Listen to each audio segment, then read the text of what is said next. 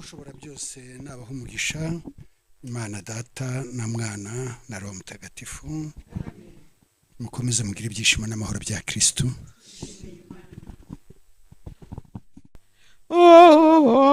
Uhoraho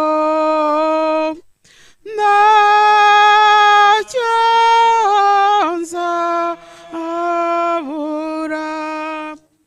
naho nanyura mu manga yijimye ntacyankura umutima, kuko iyo ndi iruhande inkoni yawe y'inshyimbo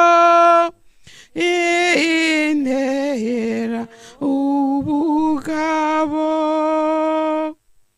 ndagiwe n'umushumba mwiza.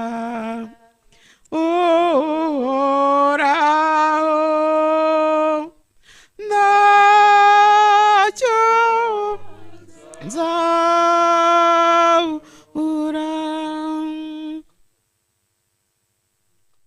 ubwabyo wose uvuga ngo byabereye mu gisharagati ku muntu wizizaga isabukuru y'amavuko. Ibyo bintu kandi byaturutse muri gereza, bakora ku buryo muri gereza babihuza na Kibeho.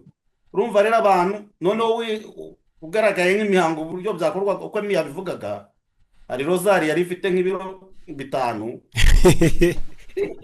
bamuzengurukijeho, barangije bamuha umusaraba nka wa wundi wa papuri, umusaraba ujya inkoni ndende imugera nko ku mutwe ndetse imurengaho ku buryo hejuru hari umusaraba. Mu biganiro twavuganye yabo ku wa gatandatu cyangwa se no ku yindi minsi, nuko nasanze ko nyine bo bavuga ko amabonekerwa gikomeje kandi kiliziya yarabitangaje ko amabonekerwa yashojwe Kibeho, bakaba bavuga ko umubare w'ababonekewe ari abantu benshi n'uyu munsi bakibonekerwa kandi tuzi batatu Kibeho. Uku kwemera ko kw'abatowe n'ibyo bagenderaho bigendera ibyo Dominique atubwiye, ese kiliziya Gatolika ibifata gute? Dore yaba umusaseredoti yaba umwepiskopi yaba nde nubwo yaba papa, dore bizakubwira ko ibyavuze biri mu murongo w'Imana wa kiliziya. Yego, turabasuje cyane abantu mudukurikiye muri ahantu hatandukanye, abari mu Rwanda ndetse no mu mahanga. Abantu mwese mwahisemo gukurikira iki kiganiro tubaha ikaze. Ngira ngo ntabwo ni njyenyine, ndi kumwe na Emi Pro kuri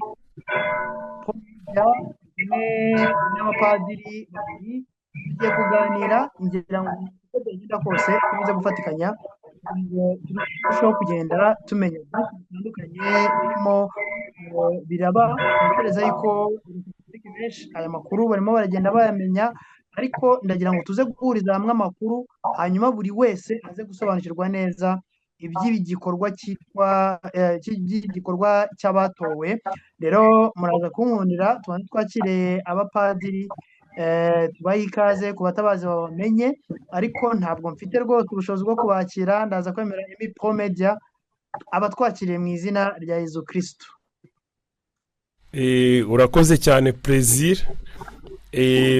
Nk'uko bivuze turishimye, turi kumwe n'abasaseredoti babiri, turagira ngo badufashe kumurikira imitima yacu n'ubwenge bwacu n'ukwemera kwacu kuri insida yabaye uno munsi, ubwo habaye ikintu kimeze nk'aho kiliziya yaba yacitsemo kabiri, ibyo bita shizme. Reka rero ngiye guhera kuri Padiri Mundere Dominique adusuhuze. Dusanzwe tumuzi kuri shene ye Mundere Dominique, n'ubundi ku migisha ye aduha buri munsi, asuhuze abadukurikiye kuri Emi Pro Media, n'ubundi ni nk'ubwa gatataje. Niturangiza Padiri Theophile arahita nawe adusuhuza, anadushyira imbere y'Imana. Mwese mukurikiye imirongo yacu ndabashuje. Nitwa Padiri Dominique Mundere, nk'abandi umunyeshuri hano i Roma. Murakoze, nitwa Padiri Theophile Niyonsenga, nkaba ndi umusaseredoti uri mu butumwa muri Espagne, ariko ntabwo ndabashyira imbere y'Imana kuko n'ubundi turabi Imana, ni imvugo itari katolike, ahubwo turasenga twiragiza Imana, kandi tuyiture n'iki kiganiro kugira ngo kiyoborere byose bibe ku bw'ikuzo ryayo no ku bw'umukiro wacu twebwe abantu. Ku izina ry'Imana Data na Mwana na Roho Mutagatifu, amina. Ngwino Roho Mutagatifu maze usanganye imitima yo kwemera bagukunde, wohereze Roho wawe, byose bibe bishya, isi izabone guhinduka. Dusabe. Mana wamenyesheje abakwemera Roho Mutagatifu, turagusaba kubwirizwa nawe, gukunda ibitunganye no kunogerwa nawe iteka, ku bwa Yezu Kristo umwami wacu, amina. Padiri arakoze aradusengeye, ntabwo adushyize imbere y'Imana. Twari n'ubundi dusanzwe turi imbere yayo. Perezida wakomeza akazi rero. Yego, Padi muranyemerera ntangire mbabaza. Mu by'ukuri ndabizi neza yuko muri Kiliziya Gatolika abantu bakunda kumenya amakuru cyane, by'umwihariko amakuru afitanye isano n'ukwemera muri Kiliziya Gatolika, ariko muri ino minsi bisa nk'aho ari ibintu bidasanzwe. Twagiye twumva mu by'ukuri amakuru y'abantu bitwa abatowe, rimwe na rimwe akaba ari amakuru umuntu agenda atoragura ahantu hagiye hatandukanye, ariko mu by'ukuri tutaragira umugisha wo guhura n'umusaseridoti cyangwa se n'umupadiri ufite amakuru yimbitse kuri ino myizerere y'itsinda ry'abatowe. Nkundira, biraza kuba ari ibintu by'agaciro kubanza kumenya kuri abatowe. Kiliziya Gatolika ibafata nk'abantu bafite ukwemera kumezeho. Tubanze duhere hasi, tubanze dusobanukirwe mu by'ukuri abatowe abo ari bo. Uyu munsi wa none niyo makuru arimo aravugwa. Uyu munsi wa none batoye uwitwa ngo ni papa wabo, bari kuvuga ko ari papa mushya, abandi bakavuga ko ubu habaye Kiliziya nshya, ariko nanone umuntu akibaza ngo abo bantu bakoze iki gikorwa kinini gutya babarizwa muri Kiliziya Gatolika ubundi ni bantu ki? Mu bundi rero tubanze twakire Padiri Mundere Dominique abanza dusobanurire ubundi abatowe ni bantu ki, ukwemera kwabo kumeze gute, ko bemera yuko ari abakristo bo muri Kiliziya Gatolika. Murakoze. Mu by'ukuri ubusobanuro nza gutanga buraza gusa naho mushobora kuza, ndetse n'abadukurikiye bashobora kuza gusoza batumvise ibyo mvuze, kubera ko burya ibintu bitumvikana kenshi hari igihe biba bitanumvikana ubwabyo. Uti kubera iki muri iyi minsi koko nk'uko mwabivuze nafashe umwanya maze kubona ko biri gututumba ku mirongo cyangwa se ku mbuga nkoranyambaga, mvugana n'uwitwa Faustini batowe, mvugana nk'amasaha, ansaba ko yenda naza kugira icyo mvuga, mubwiye ngo ajye kuri kamera bati igihe nikiragera, atari kukurikije ibyo nakubwiye twavugana, ati wagendera ku byo nkubwiye. Nyuma yaho ndamuzana ariko ubwo utagiye kuri kamera nkuri ikiganiro, hari abantu bagikurikiye kuri uyu murongo wanjye uri mu mazina yanjye Mundere Dominique. Nyuma yaho nza guhura n'abatowe 10 bageraga kuri wa gatandatu nimugoroba, bageraga kuri 12 kuri Zoom. Ikibazo uri kumbaza nanjye nicyo nashaka kumenya, ariko nkaba nari naragize amahirwe kubamenyaho kera ndi umuseminari. Umwe muri bo yigeze nari muzi nk'uko twatuziranye, yarantumiye ngo njye mu bukwe. Ngezeyo nsanga ari ubukwe, ntabwo nari mfite amakuru ahagije nk'uko umuntu yagutumira. Ngezeyo nsanga bavuga ngo ni abatowe, nsanga bari kubyina basenga nk'uko wabivuze. Rero nkurikije ibyo ni abantu bavuga ko ari abakristo Gatolika bashingiye ku mabonekerwa ya Kibeho, ariko kuri bo ni naho bitandukanye bibera urusobe, byose bihera Kibeho, ariko bakavuga ko Kibeho mu gihe Kiliziya yatangaje ko amabonekerwa ya Kibeho habonekewe abantu 3, ndetse ayo mabonekerwa akaba yarashojwe. Bo bitandukanya na Kiliziya ndetse n'abayobozi bayo, bakavuga ko amabonekerwa ya Kibeho agikomeza kugeza na n'uyu munsi, mu gihe Kibeho Kiliziya yatangaje hano i Roma, barabisinye, inyandiko zirahari, bakavuga ko yashojwe kandi habonetse ari Bikira Mariya wigaragaje. Bo bakaba bavuga ko Ikibeho yigaragaje Bikira Mariya na Yezu, bakongeramo Yezu, kandi ubutumwa n'uyu munsi bakimara gukomeza kubutanga navugaga rero ko navuga umwihariko w'abangaba aho ibyo bavuga nubwo bavuga ko ari abakirisitu gatolika mu biganiro twavuganye yabo ku wa gatandatu cyangwa se no ku yindi minsi nuko nasanze ko nyine bo bavuga ko amabonekerwa gikomeje kandi kiliziya yarabitangaje ko amabonekerwa yashojwe ikibeho bakaba bavuga ko umubare w'ababonekewe ari abantu benshi n'uyu munsi bakibonekerwa kandi tuzi batatu ikibeho bakaba ni ibintu byinshi bishingiye kuri kibeho donc urebye ibyo kiliziya yemeje kibeho ubona babitera umugongo. Ikintu kintangaza cyane ni uko bakomeza kwitwikira umutaka wa kiliziya gatolika, niho navuga byatumye nanjye maguruka ko narabaje ndetse ko numva ibyo muvuga byose mutemera kiliziya n'isengesho ryo kwemera ukabona barabivuga, ariko ibisubizo usubiye mu kiganiro twagiranye niyo uvuganye nabo ubona ibisubizo baguha bitajya gusa, ntabwo bisa navuga ndetse aho ngaho ndagira ngo kugira ngo twinjize mu badukurikiye uko ikiganiro nakoranye nabo cyari kigamije kugira ngo turebe ibyo barimo bavuga ngo kiliziya nshya, bavuga ngo barashaka guhindura, ngo isi igiye guhinduka, ngo kiliziya igiye guhinduka. Ndababwira hari akabazo najya ngo mbabwire gazeke nababaje ndetse ibyo muri kuvuga ko ubuzima bushagiye guhinduka akaba kiliziya nshya n'isi nshya nyuma y'itariki 26 n'ibitaba muragenda ngo tuzaba dutsinzwe, babyemeye ngo bazaba batsinzwe. Dushyiremo akavideo kamwe, dushyiremo video imwe turebe ibyo ibyabaye kuri tariki 26. Hari benshi bari babitegereje bazi ko ngo nk'uko Yezu Kristo yazutse igihe apfuye isi habaye ibintu bitandukanye imitingito n'iki. Hari abantu bari biteze byinshi nkurikije abakristo navuganye nabati twari tuzi ko ari bubi bitangaza ariko ntabwo kugeza n'ubu turabibona. Okay, reka yenda ibyo padiri avuze mbereke utuvideo dutoya nakuye muri live bakoze, ndetse hagaragayemo n'umusaseridoti. dore nk'aka ngaka ngiye guheraho kubera ko twemeye twebwe hano urabona ko yicaye ku ntebe nk'iya Petero no kwamamaza turi reka nzane n'akandi ni duto ndagira ngo Padiri Theophile nawe abibone. Umunsi nagiye nkwita n'amazina,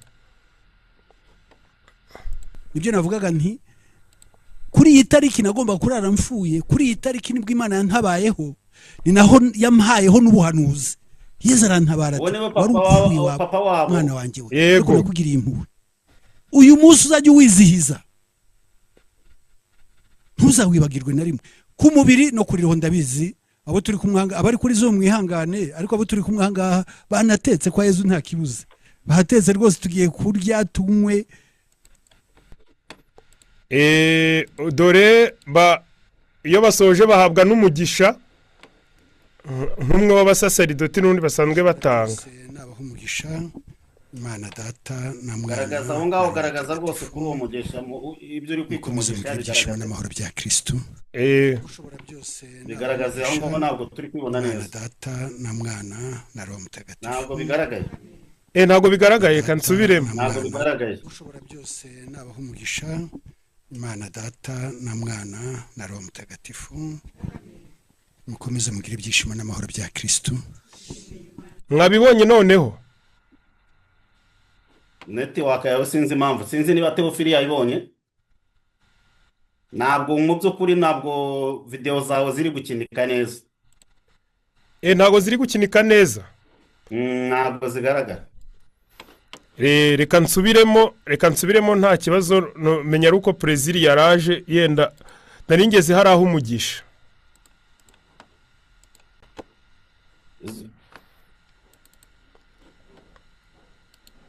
No screen muri kuyibona? Ntabwo yuzuye, karimo gatoya ariko okay, like that ni buragura. Umugisha Imana Data na Mwana na Roho Mutagatifu. Mukomeze mugire ibyishimo n'amahoro bya Kristo. aka ko murakabonye ako karabonetse n'ubwo wenda bitari neza ariko karabonetse. yego kanzare n'utundi nka tubiri ubundi dukomeze. Hagaragayemo n'umupadiri nawe bwa bukristo buvuguruye. Twagira ngo rero dukurikizeho padiri wacu dukunda, Padiri Aloyizi, hari icyo nawe yaduteguriye kuri uyu munsi. Padiri, akanya n'akawe. Bo bambwiye ko bafitemo abapadiri n'ababikira, barabimbwiye. yego uyu yitwa Padiri Aloyizi. Padiri Aloyizi amaze kwakira umugisha wa papa we. ngo nako ngo impamvu bakora ibi ngibi. Ubu butumwa rero mu by'ukuri impamvu abayobozi ba kiliziya mwumva basa naho baturwanya, bamwe ntabwo mvuga ko ari bose, ko mwumvise ko ari umusaseridoti turi kumwe, uyu murimo nibo bakagombye kuwukora. Ako murakumvise? Reka nari nateguye dukeya ariko twiza. Noneho ibi nibyo bavuze kuri wa musaza witwa Faustin wa hano nawe twakoranye. Benshi bavuga ibitari byo bakatubekera ibitari byo kubera ko tudasakuza. Abantu bikibwira ko ibyo binyoma bivugwa nabo ngaba ari byo byo. Haruherutse kujya kuri izi mbuga nkoranyambaga ngo reka mvuga batowe ndabazi, nta na rimwe turahura mu buzima. Cyakora turasenga, turanitirana, turasenga na hariya kuri centrale. Ikintu cyabayeho gusa ni uguhana amahoro ya Kristo igihe mu gitambo cy'Ukaristiya. Ntabwo ndaganira nawe, ariko akajya hariya akiyandagaza, akabeshya isi yose, akavuga amagambo twavuganye kandi ntarahura nawe ngo tuganire. No gusuhuzanya byo nka kwa kundi abantu bahura mu bukwe, akaba ari kuvuga ngo nkoreshwa na Sekibi. Ntabuze ntasa, ahubwo kuri giti ukibwirwa n'imbuto kera, umuntu weshya ku mugaragaro akabeshyira abagore bamazizuka ko yabagiyemo, nanjye akambeshyira ngo twari duturanye. Birashoboka ko twari duturanye, ariko nta na rimwe nigeze mvugana nawe no kugeza uyu munsi. Ariko ibyo ngibyo ntabwo mbitindaho. Akanyuma noneho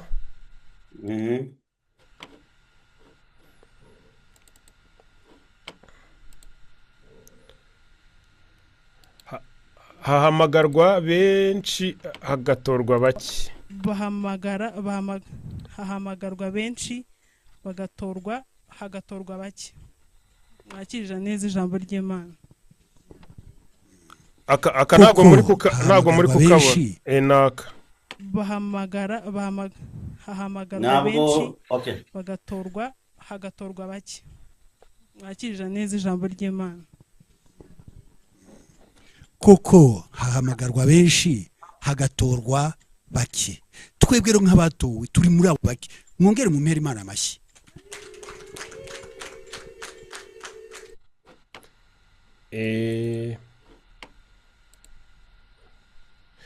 Bavuga ko Musenyeri bafite ahantu basengera kandi Musenyeri Tadeo niwe wahabahaye. Kandi icyo mvuga wa muvandimwe wambeshye yaravuze ngo kiliziya ngo yarabinginze, arabeshye. Dufite aho dusengera kandi twahawe na Musenyeri Tadeo, twakoranye inama tumubwira ubutumwa bw'abatowe, ariko ikibazo kirimo n'ubuhanuzi. Nyamara ubwo buhanuzi igihe bukomeyeho. Reka banza basomere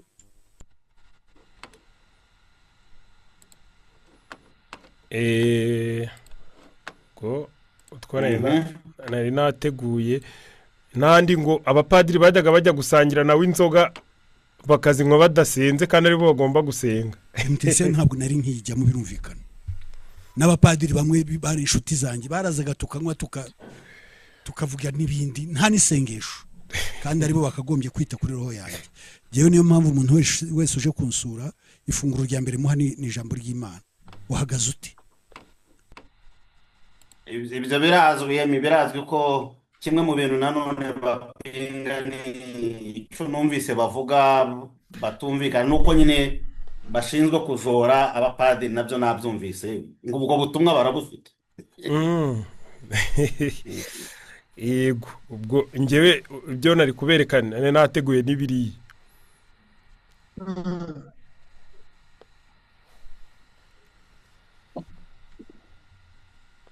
Pro ngira ngo abantu noneho bashobora kuba basobanukiwe abatowe mu ncamakeya Padiri Munderera bidufashijemo. nibyo rwose yatubwiye yenda ibyo baganiriye tumweretse no kuri turiya tuvidewo. Yego none se uwanyemera Padiri Théophile akabanza akatubwira mu by'ukuri tukamuha umwanya uhagije akatubwira se uku kwemera ko kw'abatowe n'ibyo bagenderaho bigendera ibyo Dominique atubwiye, ese Kiliziya Gatolika ibifata gute? murakoze cyane kumpa umwanya ariko biransekeje mumpaye n'amakuru kuko njye ntabwo nari mbazi ariko ndabona ibintu byisobanuye kandi uko bahagaze uko basenga uduke numvise muri turiya tuvidewo n'ubutumwa byabo mushyizeho navuga iki gikurikira. Ntabwo ndavuga kuri bo kuko ntabwo mbazi, abo navuga iki gikurikira. Ubundi hari ibintu bitanu tugendera muri Kiliziya Gatolika ndetse byadufasha muri discernment mu gushishoza kugira ngo tumenye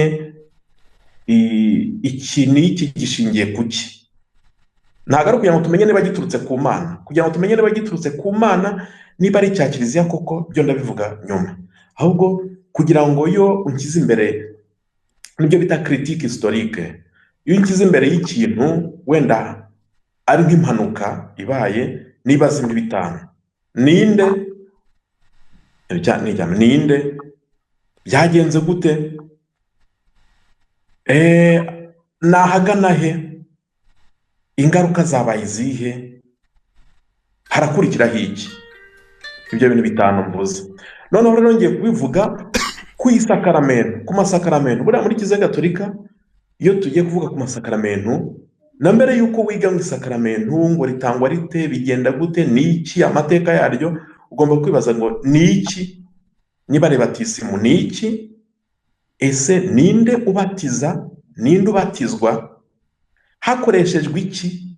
Ubwo hakoreshejwe iki dutekereza ku ijambo rikoreshwa no ku bikoresho ibyo bita materiel bitegurwa, ku buryo uvuga uti iki kibuze ntabwo ari batisimu n'ibindi bindi. Noneho kwibaza ni hehe birabera. Icya gatanu, bimara iki, byera izihe mbuto.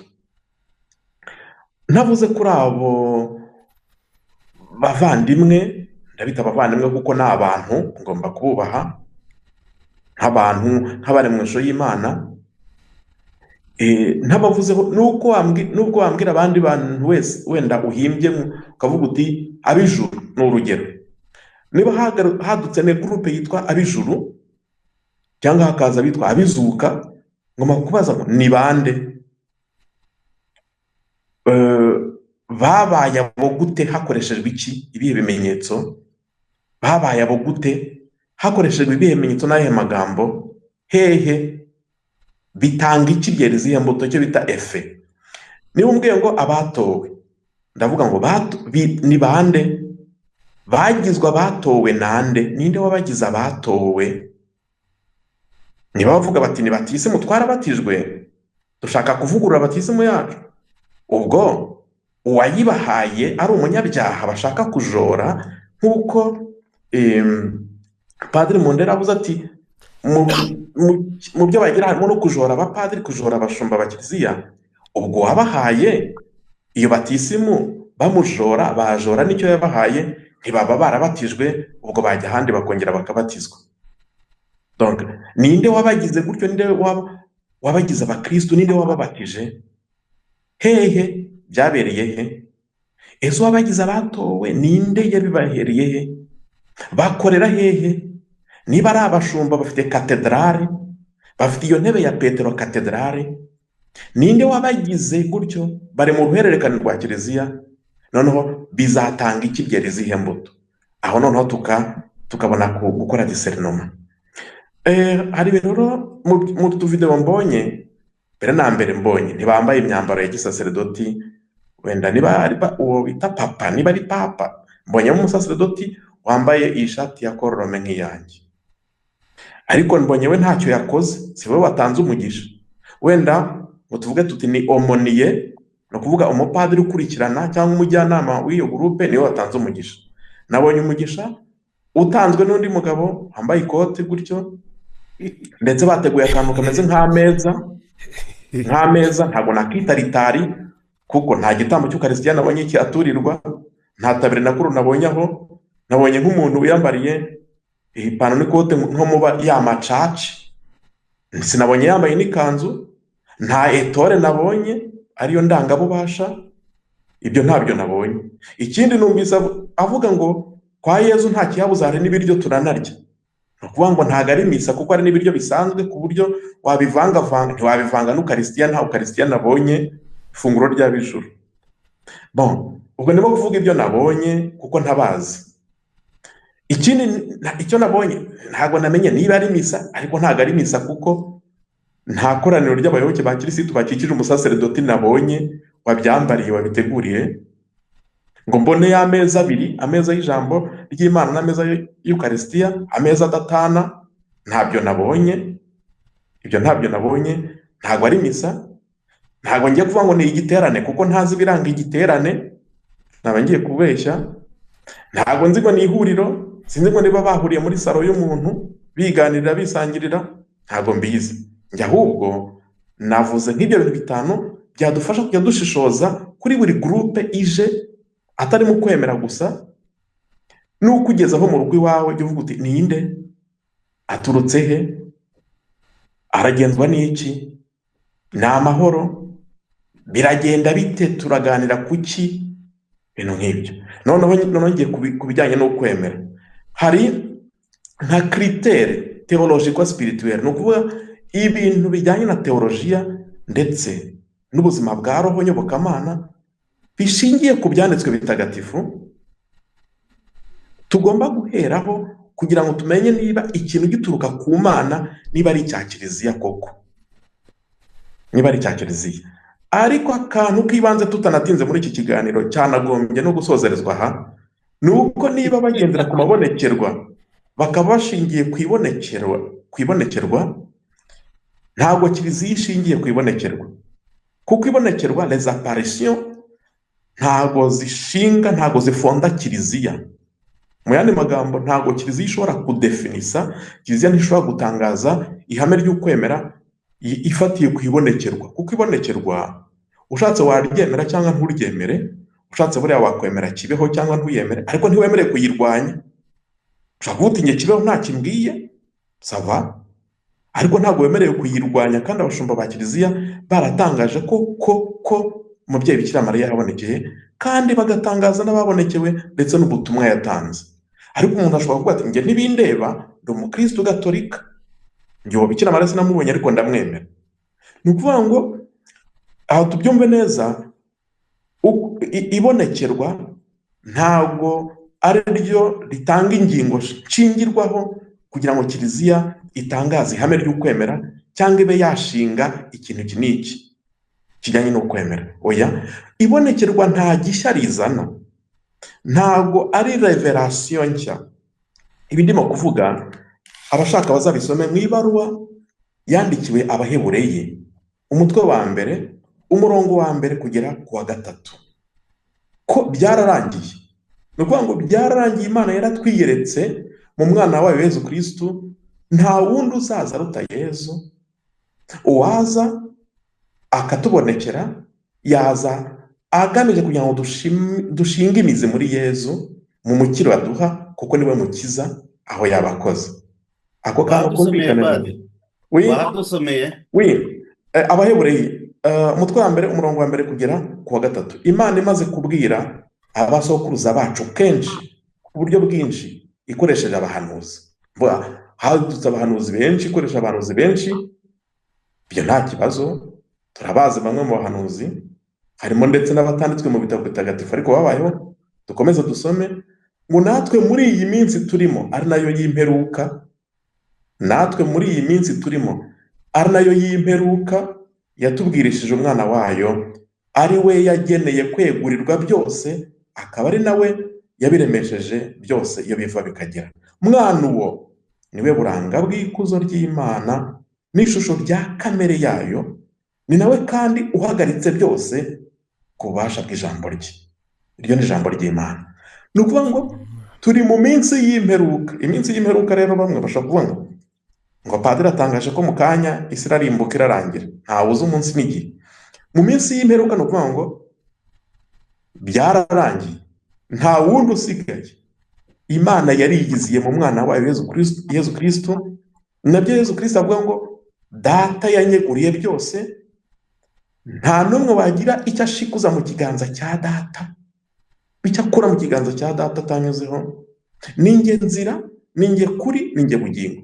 Hano naho muri Yohana umutwe wa 10 icyumweru cy'umushumba mwiza twabizirikanye avuga ngo ninjye rembo ry'intama. Ninjye, irembo ni rimwe, umuryango ni umwe, ushaka kwinjirira ahandi ntahabaho kereka ushaka kumena, gutobora, kumena urukuta cyangwa kurira nk'igisambo, ariko ninjye rembo ry'intama. None aravuga ngo ninjye uragira intama zanjye, kugeza ubwo avuze ngo hari n'izindi ntama zitari muri uru rwuri nazo nzazizana, habe umushumba umwe Yezu Kristo, habe n'urwuri rumwe. Ninjye nzira, inzira ni imwe. Muzarebe muri Yohana umutwe wa 14 umurongo wa 6 byanditswe n'inyuguti nkuru, ninjye nzira. Niyo ugiye muri Bibiliya mu Kigereki ukajya kureba inzira mu Kigereki hodos, ninjye nzira ubona ari inyuguti nkuru, ninjye kuri, ninjye bugingo ni inyuguti nkuru. Ubwo ntago hari inzira nyinshi umuntu ashakisha. Irembo ni rimwe, umuryango ni umwe, kiliziya ni imwe. Nabyo Yezu yabwiye Petero ati uru rutare kandi uri kuri urwo rutare ndubakaho kiliziya yanjye. Ntabwo yavuze ngo kiliziya zanjye. Rero waza agashinga akantu k'akasosiyasiyo. Nagira ngo nkubaze, nagira ngo nkurikije ibyo uri kuvuga, niba ngombwa ndajya nkubaza nkurikije ibyo mbumva nabavuga. Ahubwo nibyo bari kuvuga ngo bo baravuga ngo ni Yezu babwira, kugira ngo dufashe abadukurikira cyane cyane abakristo. Avuga ati ni Yezu na nyina bakomeza kutubwira, nawe uti byarashojwe, bati ni Yezu uri kutubwira. Aho ngaho ugomba kwacaho umurongo. None ikindi cya kabiri ugomba gucaho umurongo, kiliziya koko yubakiye kuri Petero. Navuganye nabo barambwira bati rwose Yezu yabwiye Papa Faustin ko umuntu agomba kwishingishirizaho ari Petero wenyine. Mu yandi magambo, baba Papa rwa ruhererekane no Petero barasimbuka, Faustin ari kuri Petero. Wabonye n'iriya ntebe, hari intebe iriya ntebe uriya nibyo yumva iri gushushanya, iriya ntebe rwose ni umushumba. Ku ijambo Papa barivuze, ntabwo bari gukora ijambo Papa, baransobanuriye ni Papa, ariko Papa w'umushumba. Akaba ari nayo mpamvu ndetse ba profesi cy'umweru cy'umushumba mwiza uyu munsi muri Kiliziya Gatolika ku cyumweru n'icyumweru cy'umushumba mwiza, hakaba habonetse ngo umushumba mushya utangaza Kiliziya nshya uri connecte kuri Petero. Aho rero ufasha mwawe wiga iby'amahame ya Kiliziya, ufasha abantu.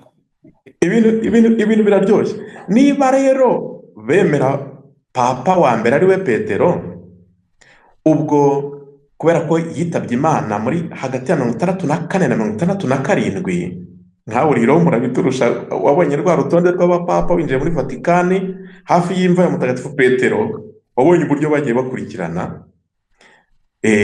Ubwo ni ukuvuga ngo Imana yabo yaba yaratsinzwe, yaba ari Imana yaguye muri esheki terrible ikomeye. Iyo Mana yasimbutse iyo myaka kuva 6-7 Petero na Paulo bahorwa Imana i Roma, igakomeza igategereza bavuka. Sinzi niba bamaze imyaka 10, kereka niba bamaze imyaka 2020 n'ingahe, noneho bakaba bagiye gukwiza inkuru nziza ku isi hose hirya no hino. Ubwo rero baba batari babatizwa, ahubwo batangira kubatiza, cyangwa se bakabatizwa na Petero, cyangwa bibatirijwe na Petero w'icyo gihe. ni ukuvuga ngo biba byatatse, biba bigiye ku cyo bita tradition, uruhererekane, hierarchy, uruhererekane. Erega iyo nanjye kuvuga utuntu twerekana umuntu uri mu bumwe na kiliziya, ndetse za critères théologiques spirituelles zerekana ko umuntu ari mu bumwe na kiliziya, ko ikintu kivutse ari icya kiliziya. Icya mbere ni fidélité, la fidélité à la doctrine apostolique. Ni ukuvuga ngo ubudahinyuka ku nyigisho z'intumwa, uruhererekane kandi rw'intumwa. Ariko uzashaka azabisome mu Galati umutwe wa mbere umurongo wa 8. Haro Paulo agira akavuga ngo umuntu uzaza akicomekamo hagati adakurikiye uyu murongo uruhererekane, akabigisha ivanjiri itandukanye niyo twabigishije, uwo arakaba ikivume. Nuko byanditse, nabifasha mu mutwe. Ni Paulo ubivuga, kuko hari abazaga bakicomekamo hagati. Kandi Paulo mwibuke ko nawe kugira ngo akomeze umurongo wa Petero, igihe havugaga ikibazo cyo gukebwa, bavuga ngo ese umuntu w'Imana nuwakebwe, kimwe twita nko gusiramura, nuwakebwe, kwitwa uwacunguwe, uwa Kristo no gukebwa, cyangwa no kubatizwa. Haba impaka zinyuranye, ubwo Abayahudi bangaga kwakira abandi batari Abayahudi, kuko kuba Umuyahudi kugira ngo winjire mu muryango w'Abayahudi byasaba ko ukebwa. None se abakobwa saba igitsina gore se badakebwa, byari kugenda gute? None se bo ntago bari gucungurwa? Paulo arasobanura, ntibamwumva abanyamahanga. Hakaba n'Abayahudi bavuga bati ugiye kuzana abapagani, abantu batari abanyamujyi, batari abasirimu muri twe. Paulo arahambira ajya kureba Petero, turabizi mu byakozwe n'intumwa. Ni ukuvuga ngo akomeje uruhererekane. Ndetse niyo usomye ibaruwa ya mbere Paulo yandikiye Abanyakorinti umutwe wa 10 tuzirikanira mu Eucharistia, aravuga ngo dore ngewe ibyo nashyikirijwe na Nyagasani nkabihabwa n'intumwa mu ruhererekane, nanjye ndabibashyikirije. Voilà, uruhererekane, la tradition. Nabyo Mutagatifu Irene wa Lyon yigishije, ahera kuri Petero arazamuka agera kuri ba Polikarpe. Polikarpe bivuga ko ari kakana Yezu yavuze ati mureka abana bato bansange, kakaza kagaha umugisha, kaje kuba umwepiskopi wa Simirne. Bityo nako kakira ivanjiri Petero yaharaniye yigishije, ku buryo ni nk'uko Irene we yaragenekereza akavuga ni nk'uko twaba turi ahantu ku ifuru barimo kwarura ibiryo, nkaguhereza isahane ukagenda uyihereza abandi uko dukoze umurongo, ikazagera kuwicaye ku murongo wa nyuma, nyamara iturutse hamwe turimo kwarurira. None se ni uwo muntu avutse wenda amaze imyaka 3, 10, sinzi iyo myaka bamaze, agahakana abandi basimbura bicaye ku ntebe ya Petero, akabahakana, ubwo ahubwo ni ukwikira igiti ugaseka. Ahubwo sinzi niba yaba amaze imyaka irenga 2000. Ikindi muzabisome mu ibaruwa ya 2 Paulo Mutagatifu yandikiye Abanyatesaloniki mutwe wa 2 umurongo wa 15, niho Paulo avuga ngo murakomeza uruhererekane twakiriye, mukomeze inyigisho z'uruhererekane twakiriye. No mu byakozwe n'intumwa umutwe wa 2 umurongo wa 42 baravuga ngo murakomere ku nyigisho z'intumwa. Kuvuga ngo uzayicomekamo akigisha ibindi bintu, uwo ntago ari mu bumwe bw'intumwa, arimo kwigisha ibye, ntashobora gusebya, ntashobora gutuka kuko ntabizi. Nge icyo mvuga ni ibya kiliziya n'uruhererekane rw'inyigisho za kiliziya, nkabivuga nk'umukristo, nkabivuga nk'umusaserdoti, nkabivuga nanjye nk'uhamya Kristo, nubwo ntari umwepiskopi ngo ndumuvugizi wa kiliziya, ariko nanjye ndi fier yo kurwanira kwemera kwanjye ndetse no kukwamamaza.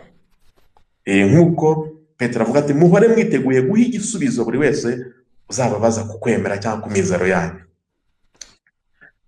Ikindi wenda sinzi namwareka ngakomeza, ikindi utari kumwe mu bumwe na papa n'abepiskopi, iyo ni ingingo ya 2 yerekana ko ikintu giturutse ku Mana. Uri kumwe na papa n'abepiskopi, ubu ari kumwe na kiliziya. Biri hehe? Biri muri Matayo 16 umurongo wa 18 kugera ku wa 19, muri Luka 10 umurongo wa 16, Abahebureyi 13 umurongo wa 17, ho barerura bakavuga ngo nimwumvire abashumba banyu. yezu we yaravuze ngo muri yohani umutwe wa 10 ngo abo natoye ndabazi, abo natoye ndabazi. Nubashinja icyaha, buriya padiri Mundere wowe urabyibuka cyane muri teoloji, mu kinyejana cya 4 hadutse ubuyobe bwitwa donatisme ndumva ubwibuka, aho bashinzwe n'abariya basaba ngo abantu mu gihe cy'itotezwa cy'umwami Diocletian abantu bazana ibitabo babitwike. Bazana ibitabo babitwike. Harimo ababaye ibigwari babo bitaga tractores n'abitwara lapsi, twagize amateka ya kiliziya nkora bitwika. Noneho donatisme ni ubuyobe buturutse ku witwa Donati, yari umusaserdoti. Aravuga ngo ubu rero abantu no kongera kubatizwa, ababatijwe n'abantu babaye ibigwari, wenda bagatanga igitabo kitagatifu kigatwikwa, cyangwa bagiye kubatoteza babica, bagukubita urushyi Yezu ndamuhakanye, kandi wenda wari umusaserdoti, ngo babatijwe nabo ubwo ntibabatijwe no kuza tukongera tukababatura tukababatiza. Sinzi uko nabivuga. Ubuyobe hari abatagatifu b'ibihangange ba Agustini bavuze ngo iyo Yuda batije ni Yezu ubatije, kuko ni batisimu ya Nyagasani. Tubatizwa mu rupfu n'izuka bya Nyagasani, ntago tubatizwa mu rupfu rwa Padiri Theophile, mu rupfu rwa Padiri Dominico, ntago tubatizwa mu rwagwa rw'iwacu mu bigage muki, tubatizwa mu rupfu n'izuka bya Nyagasani. Kiliziya rwose ibi yamvugo yo abajene hajya no kumukubitira mu gafuka. Sinzi ukuntu abajene bajya babivuga. Iyo donatisme nabo rero bagenda bavuka gutyo, burya nta gishya kibera kuri iyi si. Iyo hadutse abantu bapinga kiliziya n'abashumba bayo, bari mu butumwa batowe, abashumba batowe legitimement bikurikije amategeko y'Imana n'amabwiriza ya kiliziya, umuntu akaza bapinga barwanya, yewe noneho iyo ni nka donatisme nyine, ni ukuvuga ngo nabatijwe n'umunyabyaha, ubwo batisimu ntiyafashe. Nahawe Ukaristiya n'umunyabyaha, ubwo Ukaristiya Yezu ntiyarimo. Uzasanga nawe warayihawe, wenda watonganye n'umugore, hari uwo wijujuti yatambutse nabi mu muhanda, hari uwo watekereje nabi, hari icyo utakiriye neza, nawe ubwo ntacyo uzaba wahawe noneho. Aho no kwitonda, kuko nubwo yaba ari Yuda ubatiza, urimo kubatiza ni Yezu ubatiza. Wa wundi wenda yabatizmo ntacyo yamugiriye yamumariye, azabibazwa ku giti cye. Ariko igihe ukoze icyo kiliziya ikora, uri mu bumwe na kiliziya, ugamije gukora uko kiliziya ibikora n'uburyo ibihimbaza, birafata rwose kandi biba byujujwe iyo uri umuntu ubifitiye ububasha. Theophile, nagira ngo nkomeze ngira akantu nkunganiraho kugira wa mugani nk'uko wabivuze neza, uta amakuru nari mbafiteho ni makeya. Urumva njyewe nabaye nganira nabo, hari bimwe mu bibazo mbabaza, njyewe urumva ko uri kubivuga neza mu buryo ndetse bwa roho, njye nagiye nshaka kubyumva mu buryo bwa data zisanzwe. Ariko kimwe mu bintu bambwiye kugira ngo nongere nkomeze nguha amakuru n'abadukurikiye, harimo ikintu cyo kuvuga ngo amabonekerwa ya Kibeho. Mu kiganiro nakoranye n'abo bantu bagikurikiye, ariko no ku byinshi nabikase nabonaga atari ngombwa. Ati Musenyeri Gahamanyi, hari komisiyo y'abantu bari bashinzwe gukurikirana amabonekerwa, yemeje abantu 8, Misago nyuma yemeza 3. Nitubyemera gutya, twebwe ni benshi n'uyu munsi barahari. Urumva ikintu nk'icyo kirakomeye. Ikindi birabyo Padiri nabaze nkubwira, hari ikintu kagakuru gato kanangaje. Hari akantu yenda mu mabonekerwa nk'uko wavuze ko umuntu ashobora kwemera cyangwa ntayemera, ariko merutse kuva Medjugorje, no mvugana n'umuntu ubonekerwa waho, ko na Vatikani bitewe ko amabonekerwa gikomeje, Vatikani yohereje umwepiskopo hatuye ukurikirana. Harimo n'uwabaye mu Rwanda komeza. Ariko noneho Bikira Mariya yigeze gutangaza avuga ngo umupadiri niba ari gusoma misa, ngo mwahitamo iki? Ngo mwaza kubonekerwa, mwaza kwasisita amabonekerwa padiri ari gusoma misa. ngo padiri yari gusoma misa n'umwana wanjye ni Yezu Kristo uri gusoma misa, ntabwo ari padiri kanaka muba mubona wa wundi. Ntibibaho. Ntabwo waza ngo uje kubonekerwa ngiye mu mabonekerwa ndi gutangaza ngo usige usohoke mu misa. Nkujuje ahubwo padiri, iki kiganiro kiryoshye.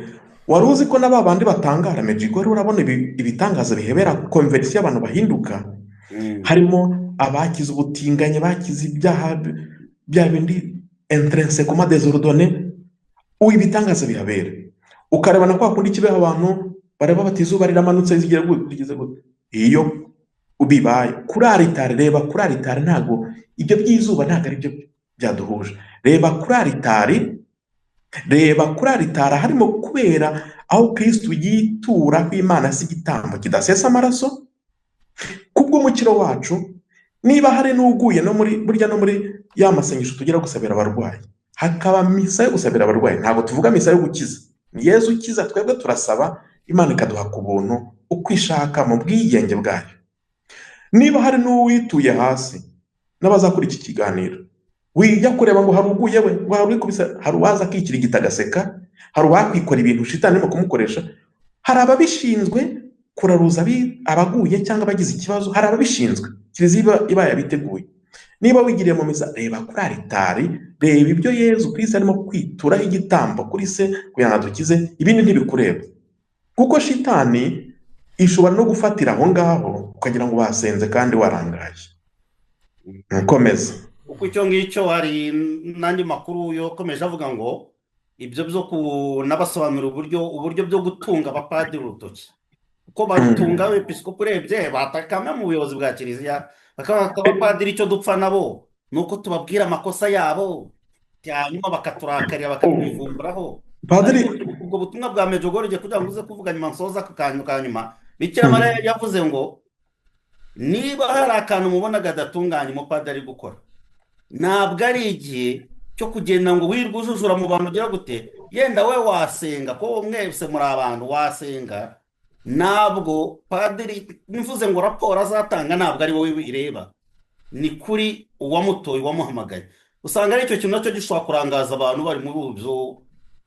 Akandi kantu se Padiri Aloise, Padiri Mundere nako Dominico, ibuka muri Yohana umutwe wa 10, ivanjiri yo kuri iki cyumweru cy'umushumba mwiza, Yezu ati abo natoye ndabazi. Ako kajambo buriya karakomeye, abo natoye ndabazi. Tekereza umubyeyi akubwira ati ndekera umwana, abana banye ndabazi, wintotereza abana, abo natoye ndabazi. Hari umwepiskopi nzi w'inshuti yanjye cyane ufite iyo ntego, abo natoye ndabazi. Rukuba nzi amavuko yabo, nzi intege nke zabo, nzi aho bari, nzi aho bagana, nzi ibyo nzabibariza.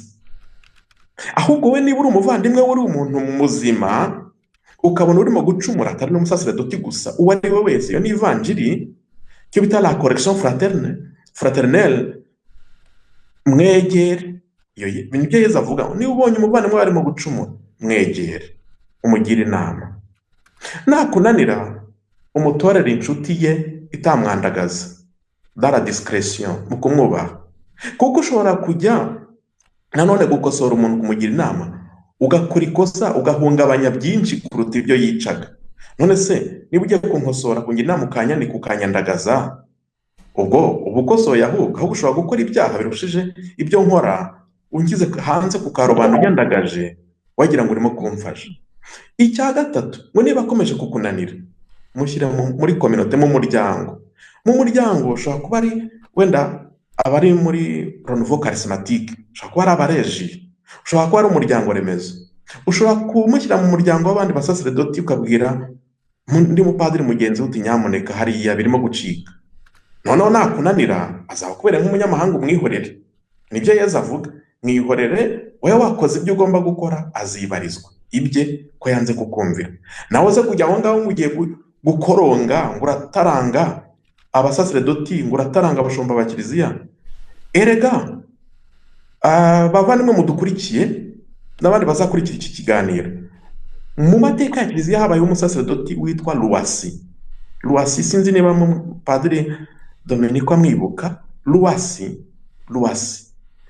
yari umupadiri wo mu gihugu cy'Ubufaransa, yavutse mu 1857 yitaba Imana mu 1940. Numva ni vuba. Yari umupadiri usenga cyane, ariko aza gusenga hanze ya kiliziya.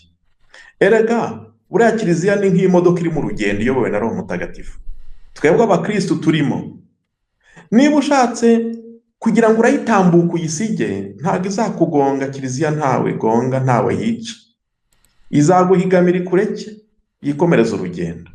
Niba ushatse kugenda inyuma yayo, nk'aba bana bajya gupanda imodoka kuyotama, hari aho bavuga kotama cyangwa gupanda imodoka, kiliziya ntabwo izafurena ngo ukubiteho amenyo akuka, izasa n'igenda buhoro kugira ngo ugarukire Imana igusame ikwakire. Niko kiliziya ikora. Noneho hari n'abashaka kugenda ku ruhande rwa kiliziya, bagenda bashaka kugenda bayikoraho batayirimo imbere, bagashaka kuyinenga, kuyituka, kugira gute, kuko batayizi. Kiliziya iyobowe na Roho Mutagatifu, we ukorera mu bashumba ba kiliziya. Babanyabyaha nabo bagomba kwitagatifuza.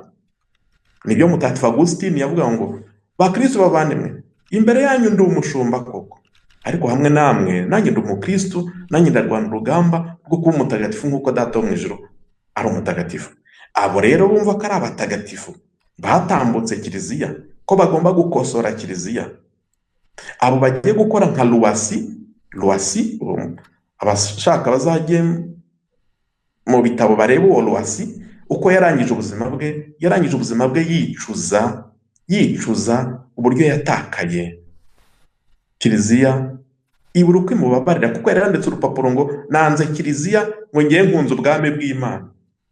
Yezu ati, mureke urumamfu n'ingano bibane kugera igihe cy'isarura, hato mutagira ngo mugiye kurandura urumamfu. Ngira urumamfu nararubonye ndaruzi, rujya gusa n'ingano iyo bikimera, bitandukana iyo habaye kwera, ubwerezwa buje, indabyo cyangwa se ubwerezwa nibwo bitandukana, ukavuga ati uru ni urumamfu, kiriya ni ingano. Mureke abanyabyaha n'intungane babane muri kiliziya. Kiliziya yo iratunganye n'intagatifu, kuko Kristo umutwe wayo ari nyir'ubutagatifu kandi yarazutse. Ariko abo biha gusarura ngo uyu ndamuhigitse, uyu ndamwemera, bazamera nka Luwasi ubwo yashatse akantu k'akadini yihimbiye akajyamo. Agezemo hari umupasiteri wamubwiye ngo, Luwasi uraje, urashaka kiliziya itunganye itarimo abanyabyaha? Ntabwo uzayibona, kuko wowe uje muzanye icyaha, nawe uri umunyacyaha. Ejo uzijujuta, ejo wiciragureho. Erega ibi ndimo kubabwira singiye kuvuga idini runaka.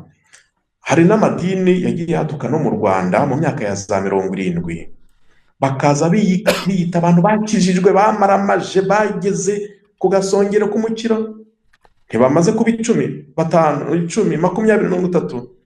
Naho habonekamo abakobwa babyara remere célibataire, babyarira iwabo, habonekamo abahemukirana, habonekamo abambura, habonekamo abarwana, habonekamo abasinda. Ni ukuvuga ngo aho 2 cyangwa 3 bateraniye, bari mu byiza Yezu bari kumwe nabo, ariko kandi baba ari n'abanyantege nke. Ntabwo twasoza urugendo rero. Ariko abo bumva yego bo baravuga ngo nanone barongera bakavuga ngo bakurikije ibyo babona muri kiliziya, ibya byose barabirondoye. Ati ko tubona se bigihari, atari hari ingoma ya Kristo. Kristo aje kwima, yayivuze, yarayitubwiye ku itariki 26 z'ukwezi kwa 4 2026. Iyo ngoma nibwo igiye gutangira. Ntababaze se mwe nta byaha mukora? Ati twe turi mu rugamba, ati turimo, atariko donc ni nkaho bafite iyo naringiye kwa ngo orgueil spirituel, sinzi niba ariko nabyita orgueil spirituel, l'église de pure même, kuvuga ngo n'abandi bati twebwe turaho nta cyasha dufite. Abo bita les séparés, abafarizeyo bamwe mu gihe cyaje bitaga ngo turi les séparés, twebwe turi abantu bari ku ruhande. Abo bose ikibazo kandi akakujya guhegereza rereza. Ukoze étude anthropologique, nanjye kuvuga nti ugiye ukiga kuri buri muntu wese urimo, wasanga n'ubu wenda abana batabaho uburere 100% nk'Imana yakwirerera, ugasanga wenda hari uwo batabanye neza, wenda hari uwo yambuye, ugasanga wenda hari n'imisoro adatanga, ugasanga wenda hari ibyo anyereza, ugasanga wenda hari aho nawe afite icyuho, ukavuga uti none ko ingoma ya Kristo ikurimo kuki utari waho mutagatifu ngo tugusenge? ubwo ni ukuvuga ngo niba ari abatagatifu koko nka Bikira Mariya bazapfa bajyanwe mu ijuru n'umubiri wabo na roho yabo tuzaba tureba, ntituzaba tugihumeka uko bazitaba Imana. Naho nibashangukira mwumva nkanjye, ni ukuvuga ngo bazaba ari abanyabyaha, kuko icyaha nicyo gituma dushanguka. Bikira Mariya wakirinzwe niwe wenyine wapfuye akajyanwa mu ijuru n'umubiri we na roho ye.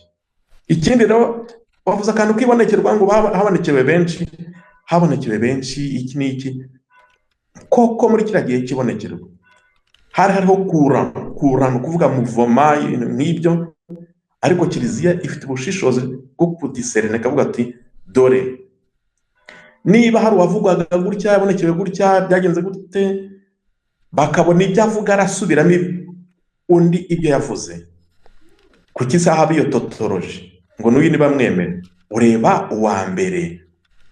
Ikindi hari icyo bita critère de sainteté.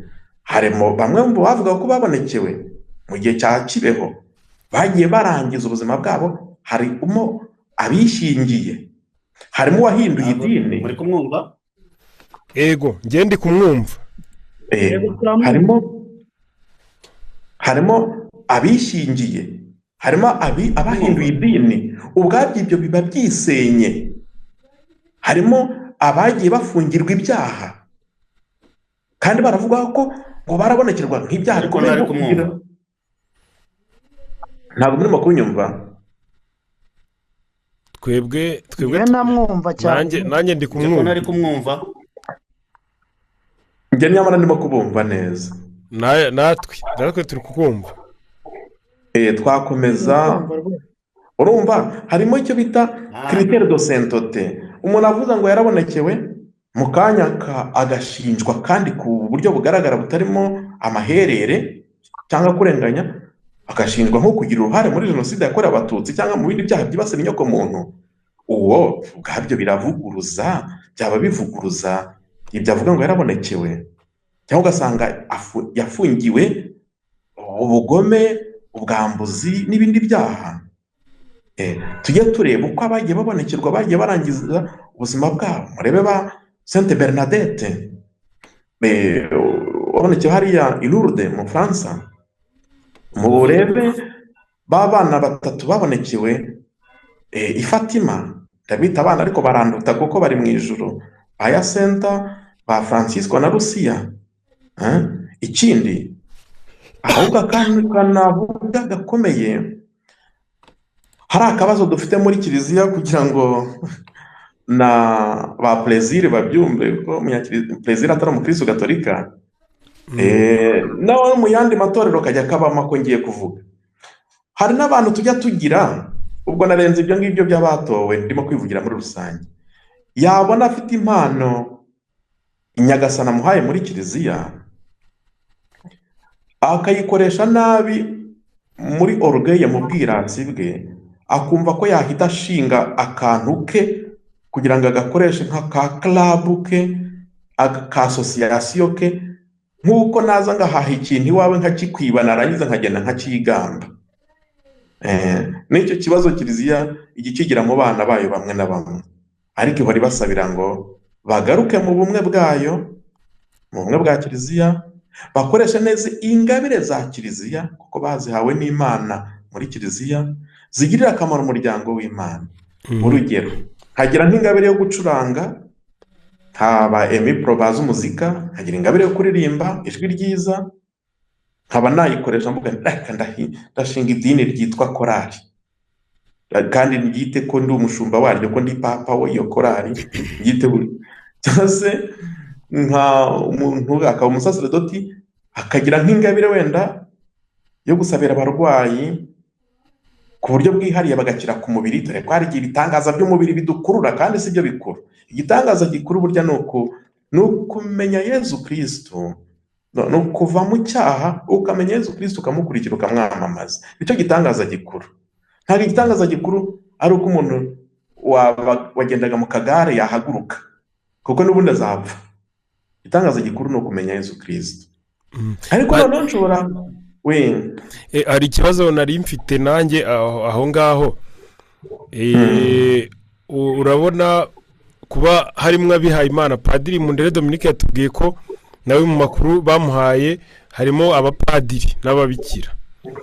None na hariya muri la video nabo babyivugiraga ko bari kumwe n'abihaye n'uwihaye Imana uriya mupadiri witwa Loise. Biriya bisobanuye iki? Ko nkanjye nyine numvishe bitanshimishije bya ukwemera hari ukuntu nyine bivuze iki ubundi, cyangwa se nibwo byadutse cyane no mu mateka ya Kiliziya higeze habaho ibintu bimeze nk'ibi. ugira ngo si icyo kibazo Ariyusi wazanye ubuyobe agahakana ko Yesu Kristo ari Imana ku buryo utamubwira ngo Yesu akuzwe ngo yikirize, akavuga ngo reka Imana se yapfa, Imana se yasonza. Aya no umuntu usanzwe wenda w'inyangamugayo, si yari umusaseredoti se? Uyu se Luwasi nababwiraga wavuze ngo ashaka ngo Kiliziya itunganye akayumva nabi. Kiliziya itunganye ntibivuga ko abarimo bose ari abantu b'abatagatifu twabiyambaza. Oya, no kuvuga ngo Kristo batunganye yarazutse, nta cyaha agira, nta n'icyo ashobora kugira. Kristo ari we mutwe wa Kiliziya. Ariko abayirimo turi abanyabyaha, ariko duhamagariwe kwigana Kristo kugenda twitagatifuza. Rero abo yari umusaseredoti, ahubwo nubwo yaba umusaseredoti, nubwo yaba umusenyeri, umwepiskopi, dore ibyo bimwe nababwiraga bizatubwira. Se mbabwira ibintu wenda 7 ndaca muri make, so bababwira 9 10 nababwira nk'ibintu 10 bizakubwira. Nari ndimo kuvuga nti dore yaba umusaseredoti, yaba umwepiskopi, yaba nde, nubwo yaba papa, dore bizakubwira ko ibyavuze biri mu murongo w'Imana wa Kiliziya. Icyambere nuko ibyavuze, ibyakoze bitavuguruza inyigisho z'uruhererekane rw'intumwa, kandi n'ibyanditswe bitagatifu. Ibyanditswe bitagatifu, uruhererekane rw'intumwa. Icya kabiri ni ukuba ari kumwe yatumwe n'umwepiskopi watowe mu buryo bwemewe na Kiliziya. Abepiskopi babuhabwa ku mugaragaro, ntawe uhabwa umwepiskopi kereka hari itotezwa ry'abakristo ari mu cyumba cye ngo biherere. Icya gatatu, kuba ashyigikiye unité de l'Église, ubumwe bwa Kiliziya.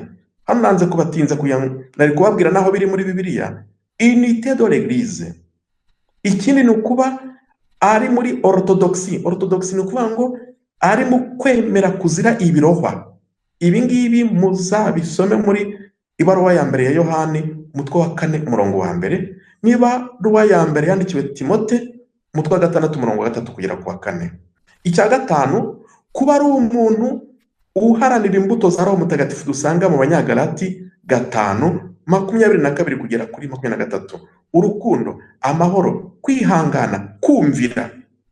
Ikintu cyo kumvira ni ngombwa. Wa muntu orugeye usuzugura uwo wapi? Njyewe buriya bantu mudukurikiye nahitamo kumvira umwepiskopi watowe na Kiliziya, nubwo nabanze intege nkeze, nahitamo kumwumvira igihe icyo ntuma ari cyiza, kiri mu murongo w'Imana wa Kiliziya kandi w'ijambo ry'Imana, nubwo nabanze intege nke ze, aho kumvira umuntu wakwigira umwepiskopi yarabyigize cyangwa yarasohotse mu bumwe bwa Kiliziya, nubwo yaba asenga gute, yaba abonekerwa cyangwa yigize umutagatifu. Koresha ikigereranyo gikomeye. Nahitamo kumvira, nahitamo guhabwa amasakaramentu n'umusaseredoti nzi ko ari umunyantege nke, umusaseredoti, umupadiri nzi ko ari umunyantege nke, ariko nzi ko ari we watumwe aho ngaho n'umwepiskopi wemewe, kuruta uko najya guhabwa amasakaramentu n'umusaseredoti wenda witandukanyije na Kiliziya, wenda usenga wigize umutagatifu. Nahitamo kuyahabwa na Yuda uri mu ntumwa za Yezu. Ubwo nkoresha ibintu bikomeye, nahitamo guhabwa amasakaramentu na Yuda Iskariyoti, kuko intumwa zari 12 kandi Yuda ntibamukuramo. Nahitamo kuyahabwa na Yuda ukiri mu ntumwa za Yezu, utari yimanika, kuko kwiyahura kwimanika yari yapfuye nyine. nahitamo kuyahabwa na Yuda kuva ari mu ntumwa za Yezu aho kuyahabwa n'uwo nakwita wenda kanaka utari mu ntumwa za Yezu wabyigize. Ikindi cya gatandatu kigomba kutubwira n'ibyo kintu biturutse ku Mana uko ari mu bumwe bw'amasakaramentu akora ibyo kiliziya ikora kandi akabikora uko kiliziya ibikora. Ibyo tubisanga muri Matayo 28:19. Yezu ati mugende mwigisha amahanga yose abemera mubatize ku izina ry'Imana Data na Mwana na Roho Mutagatifu. Ni ukuvuga ngo niba agiye akabatiza ngo ndakubatiza mu izina rya Data wa twese akarekeraho, ibyo ntabwo nzabyemera. Niba agiye Ukarisitiya afata umugati na divayi agategura ibijumba agategura z'amateke, ibyo sinzabyemera, sibyo Yezu yakoresheje. Ni ukuvuga ngo ngomba niba ari en conformité avec les sacrements, les saints sacrements, uwo sava. Icya karindwi nuko iyo ayobowe na Roho Mutagatifu nta desordre, nta disorder ibamo. Umuntu uyobowe na Roho Mutagatifu ntago azana desordre. Ahantu hari desordre hari sekibi. Uriya sekibi yitwa diabolos. Diabolos ni mu Kigereki bivuga diviseur, kareganyi, gatanya, gasenya. Ahantu hari ugusenya, hari desordre, aho rwose sekibi iba yabonye icyo bita droit de cité, urubuga. Icya munani, iyo ari muri continuité historique, yavuga ati nk'uko Papa Saint Jean Paul yigishije, nk'uko Petero yigishije, nk'uko Papa kanaka, nk'uko umwepiskopi yatubwiye gutya, nk'uko karidinali yatubwiye gutya, kandi avuga yishingikije n'ibyanditswe bitagatifu, aho ngaho sava. Kandi koko ari byo, atari ukudeforma no kumanipira ibyavuzwe n'abashumba. Ikindi, icya cyenda kizerekana ko umuntu ibyo avuga biturutse ku Mana, nuko ibyo avuga bigarura abantu muri kiliziya bitabagarura kuri we no ku muryango we no ku gatsiko ke. Iki cyo ko gikomeye emipro. Ni ukuvuga ngo niba ngiye nje nkakubwira ngo iyizire mu bakarismatike nitwe beza, ariko nkakuzana yego ukaza ukaba mu karismatike ni abarejiyo ni babi, abanyamutima ni babi, ubwo ndimo kugushyira mu gatsiko kanjye, ntabwo ndimo kugushyira muri kiliziya. Ubwo ni inyungu zanjye, kuko kiliziya ni ouverture. Ni ukuvuga ngo ngwino muri kiliziya. Igihe umuntu umuzana muri kiliziya ariko kugira ngo yunge ubumwe n'aba kiliziya kandi yuzuzanye nabo. Naho iyo ushaka kumuzirika mu kantu ka sectarisme, sectarisme ni nk'akantu k'agatsiko kawe ku buryo umufungiranaho ntamenye ibyo abandi bakora kandi bari muri kiliziya. Oya, misa ni iyacu, iriya ntuzayijyemo, dore uriya mupadiri niwe wacu, uriya si uwacu, uriya niwe w'ubwoko bwacu, uriya ni uw'ubwoko bw'ahandi, kandi ari umupadiri. Icyo gihe uzaba urimo kugira ngo uzanye umuntu muri kiliziya ariko umwangisha kiliziya kandi umutandukanya na kiliziya. Rero umuntu ukuzana muri kiliziya ariko akagushyira mu bumwe nayo, uwo sava. Icya cumi uzamenyeraho ko umuntu ibyo avuga biturutse ku Mana ni urukundo ruri mu bikorwa, rutari teorike, rutari amagambo gusa. No kuba niba ari Caritas nk'uyu munsi mu bihugu by'i Burayi twakusanyije ituro ryo gushyigikira iyogezabutumwa rya vocation, kugira ngo haboneke abasaserdoti, haboneka abihaye Imana, abapadiri. Niba umuntu avuga ngo ngiye ndikorera kanjye ku ruhande nigiriye ibyanjye, ushobora no kureba abo bantu bakoze ibyo bintu ku cyumweru batagiye mu misa biyita abakristu gatolika. Icyo gihe nibo batagiye mu misa bihuze n'abandi, bifatanya n'abandi ku cyumweru cy'umushumba mwiza, batarwaye, bari mu ibyo bintu byabo, ntabwo ari abakristu gatolika. Bashobora kuba ari abakristu bahandi, ariko umukristu gatolika afite uburyo ahimbaza icyumweru. Icyo ni ikintu cya cumi cyerekana umuntu w'Imana uri muri kiliziya gatolika. Ndumva bivuze muri make, mbese ukwemera kumwe, amasakaramentu amwe, kandi uruhererekane rumwe, cyo twita succession apostolique, n'amategeko y'Imana amwe. Ni ibintu bine. La même foi, bivuga mu Gifaransa, la profession de la même foi, la réception et la profession des mêmes sacrements, l'autorité apostolique, uruhererekane rw'intumwa, et l'autorité morale de l'Église, les commandements de Dieu. kugira ngo bumve igifaransa nabo bazabyumva. Naho hari shitani harangwa na division, gusenya, gusebanya, kuko shitani yitwa diabolos, kareganyi, gatanya, harangwa n'ikinyoma na erreur doctrinale, ubuyobe, harangwa na orgueil spirituel. Padiri Dominico yaza abivuga, kumva ko ufite ingabire runaka ko watambutse kiliziya. Ahari se ikiri harangwa na désobéissance, gusuzugura, désobéissance à l'autorité légitime, gusuzugura ubuyobozi bwa kiliziya bwashyizweho ku buryo bwemewe. Ikindi ahari se ikiri harangwa na murmuration, le murmure et la calmonie. Calmonie wenda ndimo kuvuga ari mu Gisipanyol, kwijujuta no kuvuma, ibyo biranga se ikibi. Ikindi kiranga se ikibi ni ishyari ni ikintu kimeze nk'inzika. Ikindi kiranga se ikibi ni skandale, gutanga urugero rubi mu bandi, ibyo biranga se ikibi. Ikindi kiranga se ikibi ni gutoteza abemera, gutoteza kiliziya n'abashumba bayo. Ikindi kiranga se ikibi ni icyo bita la tiédeur spirituelle, no kuvuga ngo kuba umuntu mu buzima bwa roho ari akazu yaza areremba, yajya hariya akavuga ibi, yajya hariya akavuga ibindi. Ikindi kiranga se ikibi ni individualisme, ubwikunde, mfite impano iyi n'indi iremera akantu kanjye kandi nkarwaneho ngaha amategeko. Icya 11 kiranga se ikibi ni fausse spiritualité et le mensonge religieux. Spiritualité ziyobya kandi zishingiye ku kinyoma, zitwaje Bibiliya, ukafata Bibiliya ukayivuga ku bundi ubeshya. Icya nyuma ni désordre na confusion. Noneho rero umuntu avuze ati ndi papa, nibura wenda yarahawe n'ubudiyakoni n'ubupadiri, wavuga utari mu nzego inyobozi za kiliziya, wenda yahawe ubusaserdoti bwa gihereza nk'abapadiri, abepiskopi, abadiyakoni. Abari mu izo nzego bahawe ubusaserdoti bwitwa nyobozi cyangwa se ubusaserdoti bwa gihereza. Ese umuntu azaba ari umumarayiki wa hehe wihingira wenda urutoki bikorera ibi n'ibi ngo araba papa, yaba ndetse nibura akaba diyakoni? Ese ahubwo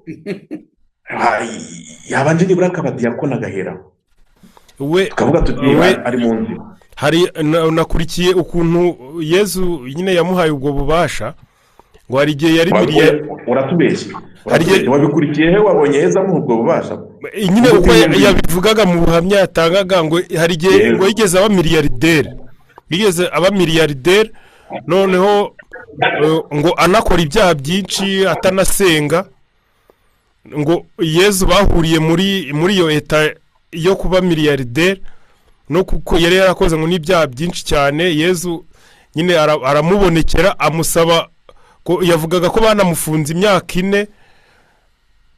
Ubwo naho ngaho yahahuriye, niho yatangiye no kubonekerwa. Yezu na Bikira Mariya bakamubonekera, none bamwereka ko nyine nk'uko Padiri Mundere yabivugaga, ngo abapadiri n'abihaye Imana muri rusange bo mu Rwanda banze kwakira ubutumwa Bikira Mariya yazanye Kibeho, ko ntago mwigeze mubwakira ngo mubushyire mu bikorwa.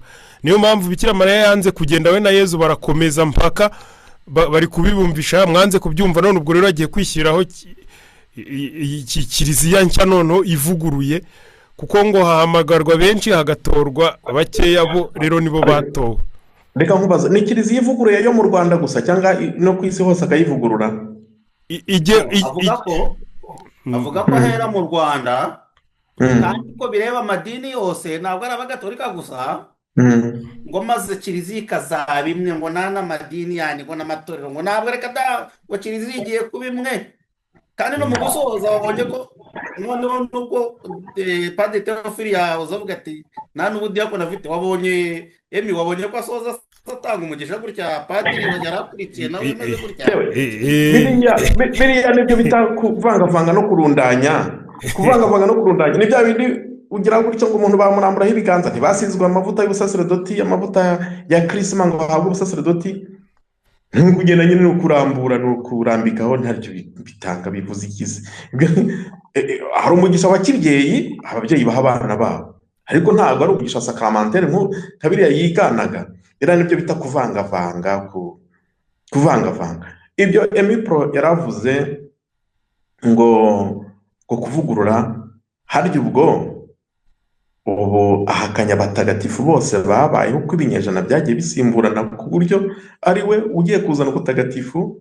Iyo mana yari iri hehe ku buryo kuva kuri Petero gukomeza harimo vide empty gukomeza kugeza ubwo bavukiye sinzi ibihe byose ntabwo yari yagira imyaka 100 uwo wabishinze ntabwo yari yagira imyaka 100 ubwo nta batagatifu ijuru ni vide niwe ugiye kurizana. Bon ibyo ni amaronko ni iki ahubwo tujye tunareba na biriya bintu bavuga ngo kubonekerwa akeza karigura. Ese wabonekewe niba uhamagara ngo nabonekewe ngo nanetswe ibi nibi nagize gute cyane tuzi hari abantu bajya batandukanya kurota batandukanye hallucination ni nko senabivuga ngo iki za hallucination ni nko kugira ibintu by'ibinyugunyugu bikazenguruka mu mutwe uko mbonye ibi nibi murabitandukanye na meditation. Hano ushaka kuba burare nka bene data bamwe na bamwe agira meditation yakunguka akantu ku ijambo ry'Imana kumwe dutegura inyigisho ijambo ry'Imana warisoma inshuro nyinshi ukumva rirakuryoheye bamwe bati neretswe ntago ari ukwirirwa vuga uti wakoze meditation wazirikanye umva uraryohewe umva urishimye umva ijambo ry'Imana riguhaye ubuzima kuko nta ijambo ry'Imana turisoma nk'usoma ikinyamakuru vuge ngo inkuru ndayirangije nayimenye ukajugunya hariya uko urisomye niko riguha ubuzima kuko ni Yezu uhita akubwira ako kanya akagutungira ubuzima kandi akakubwira muri kiliziya no ku bwa kiliziya ku mpamvu ya kiliziya ku nyungu za kiliziya. Rero niba umuntu avuze ati ntabonekewe ko azagira tugende duhurure nidusanga yabonekewe dufate nk'akabuji twegereze ku mboni nabumbya tuvuge tutarabeshya tuzababonekewe uko bigenda n'uburyo batwarwa buroho turabizi ahubwo wabonekewe se yajya guhamagara n'abantu ngo nabonekewe nimuze murebe yabahamagara se gute ko abadahari ko ari ikintu bita mystique kirenze ubwenge bwacu. Ndumva aricyo navuga ahubwo mureke dusoze ikiganiro dukunde kiliziya abayirimo n'abatayirimo kandi babeshwaho nayo nubwo batabizi kuko kiliziya ni umuryango w'Imana ugizwe natwe bw'abanyabyaha ariko dushaka guharanira ubutagatifu atari no gushaka gusa ahubwo kuduha sakaramento kubwo kwemera kubw'ibikorwa by'urukundo tugerageza kugenda twitagatifuza ariko uri ku mutwe wacu dukuriye ni Kristo nyirayo kandi ni nyir'ubutagatifu. Padiri ngira ngo baze akabazo kamwe wenda ari nako tugana ku musozo. Mu by'ukuri ukurikije uko dusobanuriye biragaragara ko kiliziya mu by'ukuri idashyigikiye ukwemera cyangwa se uyu murongo abatowe barimo. None nyuma y'uko habayeho kino gikorwa cy'uyu aba batowe muri rusange ndetse na papa wabo, ese kiliziya ifata uwuhe mwanzuro cyangwa se ni ikihe kintu gikurikira kuri kiliziya kugira ngo wenda hatajya n'abandi bakristo ba kiliziya katolika bashobora kugendera muri uyu murongo bo barimo? Dore rero kiliziya ukora nka buriya igihe ntabyo barimo guhungabanya, kiliziya ifite umurongo yigisha, ifite uko yigishije, niyigize gutya irababwira ngo kiliziya zugira ngo igira amapingu igira gereza, irababwira iti nimusigeho bana b'Imana nimusigeho. Hari igihe twari turi mu nama y'abapadiri n'umwepiskopi, noneho haduka abantu bari mu buyobe, ntabwo ngiye kuvuga ngo ni bande kuko baracogoye kandi byaje bihinda nk'ibyo. Noneho tubwira umwepiskopi tuti abantu barimo kugira gutyo koko ntacyo mwabamarira, nta kanyafu mwabakubita. Umwepiskopi aratubwira ati twarababwiye mu ibaruwa twabandikiye, tutize iyo baruwa ivuga iki, twabandikiye ibaruwa ifite titre ngo nimusigeho. Turaseka twese, buriya abepiskopi ni ababyeyi, turaseka tuti nimusigeho hose iryo jambo kuko ryatuma umuntu ava ku izima. Umwepiskopi aratubwira ati ijambo nimusigeho ni ijambo rikomeye rikomeye cyane rikugarura ku mutimanama wawe. Ikindi, icyo ni igisubizo cya mbere. Kiliziya irababwira ngo nimusigeho. Niyo utari yanabivuga, ndavuga abashumba bacu, nicyo bazababwira ati nimusigeho. Ariko kandi bibanza kubikora mu ibanga, kwegera buhoro buhoro. Bimwe biri mu ivanjiri ngo umuvandimwe niba acumuye wihita umutaranga, mwegere. Kwanga Kiliziya ikanyura ku bandi bantu b'inshuti babegera mwisanzuranaho, byarenga ikabaha ibaruwa. Ntabwo nzi rero faze icyiciro aho Kiliziya abashumba bacu bageze. Hari n'igihe Kiliziya mu bushishozi bwayo ivuga ati reka tubanze tureke aba bantu, wenda ni ibikomere bagize by'amateka bijyana n'uko umuntu yagira hallucination n'ibiki, reka tureke babanze bitapagure, bagire gute, bazabona ukuri bagaruke. Nko mu bihumbi bibiri ngewe nari ntarinjira mu seminari. Ninjiye mu seminari 2001, umwaka 2001. Noneho ndetse ndijujuta, haradutse abantu, nge nize segondere mu ishuri rya Protestante, aho byari bikomeye cyane. Bavuga ngo imperuka muzagure buji. Abana bamwe batari abakristo gatolika bakadutuma buji n'amazi y'umugisha yo muri Kiliziya Gatolika ngo uzarokoka n'uzaba bifite. Noneho ndavuga ariko kuki abepiskopi batavuga kuko imperuka irabaye turashize kuki batabivugaho? Ikiliziya yari icecekeye kuko izi banga rya Yezu. Umwaka w'2000 warageze urahita, dore turi muri 2026. Ibyo bimeze nk'umwana utabayanjwa ugira gute usaba yangwa. Hari igihe Kiliziya ibyihorega avuga ati bizijyana n'akantu ka kurudo, nk'akantu kutuzi dutemba twase kibi turijyana birirangiza. Ndakeka ko n'ubu iyo tariki 26 ntaguciyemo gato, bamwe batangiye ngo ni papa none hazimikwa, nagira ngo azagiraho ku rubuga rwa Mutagatifu Petero. None iyi tariki ya 26 irahise birirangiza. Bamwe ndetse nge naganiye n'umubikira uyu munsi wahise abivamo ngo noneho nge ntabwo nagiye ku rubuga rwabo. Umubikira abanyibwire bari bavuze ko bari imika papa, none babyise anniversaire. Kuki bahinduye ijambo? Baratubeshye, bivuyemo bari barayinyobeje. Yahise abivamo. Noneho atingiye kubloka na nimero z'uwo muntu wita papa, ntazongeye kunyandikira. Ibi ndimo kuvuga uwo mubikira azabikurikira, nzabimo iki kiganiro nzakimuha. We yanambwe ninjya mu bwende, oya mase wibloka abo bantu, dore impamvu ikurikira. Uwe wabloka bahe amahirwe yo kugira ngo wenda bazagusaba imbabazi bati twarakuyobeje maseri, tubabarire tugarukiye Imana. Kuko niba ugushije umuntu mu cyaha ukamenya ukuri, biba byiza iyo usubiye inyuma uti njye narakijijwe, navuye mu cyaha, narababariwe, nawe va mu rupfu. Rero wibabloka batazagushaka, wibabloka kuri telefone batazagushaka bakakubura ngo bagusaba imbabazi. Nuko Kiliziya ikora.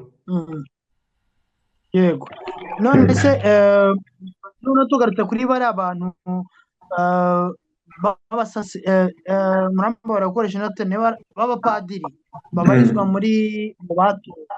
Ese ko twebwe twira natwe abakristo basanzwe ko tuba dutekereza yuko abapadiri ari abantu bafite ubumenyi, esprit de discernement, baba bazi Bibiliya, baba basobanukiwe neza ivanjiri. Iyo bigeze aha ngaho usanga nabo babarizwa muri iyi myizerere imeze gutya. Ese Kiliziya yo ibibateganyiriza iki? Navuze nk'ibintu 10 mu kanya byerekana niba n'umusaserdoti cyangwa umwepiskopi, niba wari we wese nayo na papa ari mu murongo wa Kiliziya ndetse wa Yezu Kristo. Nabivuze byo ntago mbisubiramo. Ariko abakristo buriya ntitugire ngo ni injiji, ngo ntibize Bibiliya, ngo ni iki, ntitugire ngo ni injiji. Oya, ni abahanga mu by'Imana cyane kandi barashishoza kandi bamurikirwa na Roho Mutagatifu. Nose umuntu azakubwira ati ndi padiri, ariko ngwino nguhere umugisha mu ishambure, ngwino ngusomere mitsi wanjye mu cyumba, ye wa mugore we ngwino misiraberi wanjye mu cyumba. Aricyo bita rusanse commun. Ubundi ni ibintu bine Kiliziya igenderaho mu bijyanye no gutangaza ukuri kwa Yezu Kristo. Nigiye kubivuga mu Gifaransa. Hari la clarité, la charité, la primauté de Jésus-Christ et le sens commun. Ibyo bintu bine. Kiliziya igendera kuri clarité, kuvuga ibintu bitarimo confusion. Ibintu bitarimo confusion. Ntabwo navuga ngo ndagukunda ariko nakwica. Ibyo ni confusion. Ndimo kuvuga ibintu bivuguruzanya. Ndagukunda cyane ariko nakuvutsa ubuzima. Kiliziya igomba kugira clarité, kuvuga ibintu bitomoye bitarimo confusion, kuvangavanga no kuyobya. Icya kabiri ikabivuga na charité, urukundo, ko nshobora kukubwira ikintu nta kivugana urukundo kikaguhungabanya aho kugira ngo kigukize. Wenda ukaba uri mu cyaha, urugero wakuyemo inda kandi ndabibona, aho kugira ngo nze mvuge ngo wakoze simo swap, ngo waswapishije, no, iyo ntabwo ari clarité. Clarité nuko nzakubwira ngo wakuyemo inda, iki wakoze no gukuramo inda, ariko nkakikubwira muri charité, mu rukundo, nta kwanitse, nta kwandagaje. Icya gatatu hakwereka ko Kristo ari we wibanze, niwe mukiza w'abantu, niwe muhuza w'abantu n'Imana, akaba no muhuza w'abantu hagati yacu. Icya kane kandi nkakoresha le sens commun, gushyira mu gaciro, le sens commun.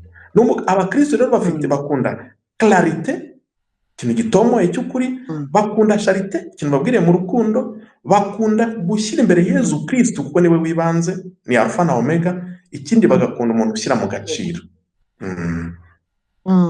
Yewe twavuze byinshi, ikiganiro twasoza munyemereye. Reka nkurikije ibintu banza nayigeze kubikomozaho ntangira, nabajije mu kiganiro twagiranye, mbaza Dominico Makeri ni umunsi wa 26 nk'uko bivuze, koko iyo ubabaza wumva bose batagusubiza bimwe, ariko yarambwiye ati erega, ati burya kera mu Rwanda hari uburyo abantu bizizaga mu munsi mukuru wa Kristo Umwami, umwe muri bo witwa Temagari, ati none ubu byarahindutse, ati nabyo reka dati nta nubwo ukizihizwa, ati ntabwo ukizihizwa, arabihakana. Ati noneho, ati ingoma ya Kristo ibuze kuri 26 z'ukwezi kwa kane, ati Yezu agiye kwima ingoma, kandi papa wacu niwo muyobozi, niwo mushumba wayo ku isi. Ati ubu ngubu kuva 26 no kwinjira muri kiliziya nshya. Ubwo rero ndamubaza nese ibyo bihe bishya ko muri no kuvuga n'ibyaha, muvuga ko iyo kiliziya nshya nani cyaha nani iki byose bizagenda gute nitubona isi ikomeje ko nkuko yari ibayeho? Ati tuzaba dutsinzwe. Ku buryo rero ako kantu nahise nkubwira ni ako kantu niko gasigara nkako mbitse cyane, ku buryo abantu benshi nkuko wavuze uwo mubikira wabivuze, nanjye mu kanya hari umuntu wamamagaye ambwira ati yewe, ati n'umuntu wamamagaye banze yari kavuga yari mu Bubiligi, yambwiye ati padi nkurikije ibintu abantu batangiye kwivuga mu kwa 10 ati itariki yari imaze igihe, atariko abantu babaye Yesu kubera ko nyine ubwabyo uvuga ngo byabereye mu gisharagati ku muntu wizizaga isabukuru y'amavuko. Ibyo bintu kandi byaturutse muri gereza, bakora ku buryo muri gereza babihuza na Kibeho. Urumva rero abantu noneho ugaragaye nk'imihango uburyo byakorwa uko yabivugaga, hari rozari yari ifite nk'ibiro 5 bamuzengurukijeho, barangije bamuha umusaraba nka wa wundi wa papuri, umusaraba ujya inkoni ndende imugera nko ku mutwe ndetse imurengaho ku buryo hejuru hari umusaraba. Ariko nk'uko twaza tukabikorera mu gisharagati ahantu nyine tuvuga ngo ni umugore warimo umwambika, ariko ku buryo harimo abantu nk'uko babivuze, hari abantu barangiye kuba desi y'ibyo bari biteze. Faustin ariko yambwiye ko ejo bundi Faustin hari ikiganiro yari yampaye. Faustin uriya umwe wirukana rombi, yari yambwiye ati ugiye kubibona, ati ko rombi yari yazisengeye yazikubise za nyana y'imbwa, ngo zari zamubwiye ziri gusaba imbabazi ko ngo bitakibaye. Menya ariyo mpamvu ubwo byafeirinze bikamera nka batisi nka ntuza nka anniversaire, ngo yari yazikubise. Pro oui, hari umuntu wagize gutya, ahubwo sinzi abantu nk'abo bikira igitabo gaseka iyo bajya iyo ibintu bitsinzwe gutyo, hari umuntu wagize gutya naramwumvise icyo abikoze ni mwene data aragenda aribagayura hariya ati u Rwanda rurarinzwe, iyi korona bavuga twarayikumiye twarayisengeye ntabwo izinjira mu Rwanda, ndabarahiye ati Yesu yarambinyeretse yarabimbwiye. Kanya birahageze hari nabo batubwira yishe, ntibaza niba kiriho niba kivuga niba yarasabye imbabazi simbizi.